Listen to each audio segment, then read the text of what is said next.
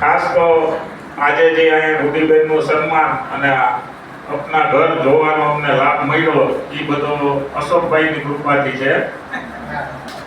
ને Jalaram charitable trust અમારું ચાલે છે માણાવદર. રૂડીબેને પણ ખ્યાલ છે.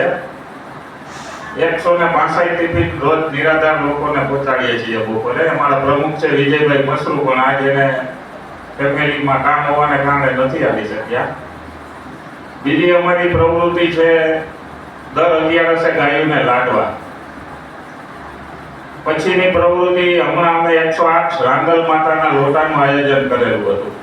હજી એવી ગણતરી છે કે 9મા મહિનામાં જો માતાજીની કૃપા હશે તો એ પાછું કરવાની ઈચ્છા છે. અવારનવાર બ્લડ કેમ્પ સમીરભાઈ દત્તાણી. અમારે તો શું છે કે આ બધું અમે ટિફિન સેવા આપતા હતા પહેલા, પણ સમીરભાઈ દત્તાણી, આ ગુડીબેન, અશોકભાઈ ઓલું કહી ને કે જેવો સંગ એવો રંગ લાગી જાય.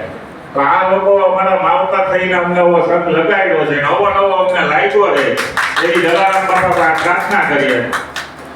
બાકી તો જે ગુડીબેન કરે છે એટલા માવતરને કરે છે તો ઈ કરવું તો બહુ અઘરું છે. અમારું કામ સહેલું છે પણ એનું કામ અઘરું છે.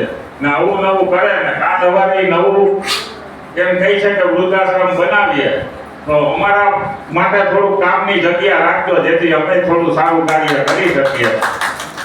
બાકી તો હવે કાંઈ અમારામાં બોલવાનું નથી. આ બધાએ બધું બોલી લીધું છે. હું અહીંયા શીખતો તો એ રીતે કાંઈ ભૂલ થઈ હોય તો માફ કરજો. જય જલારામ. મધુબેન સેઠિયા છે. મારા મમ્મા છેલ્લા 11 વર્ષથી આ વૃદ્ધાશ્રમમાં સેવા આપે છે. ત્યારથી હું એના ભેગી એનામાં સેવા આપું છું. એને જોઈને મને એટલી હિંમત આવી કે આપણે આપણા મા બાપને તો સાચવીએ જ છે, પણ આપણા હારે બીજા જે મા બાપ જે રખડતા હોય છે અને બીજા જે હોય જેની દીકરીઓ કે દીકરાઓ એને છોડીને વયા ગયા છે, તો આપણે એની પણ મદદ કરવી જોઈએ, એની સેવા કરવી જોઈએ.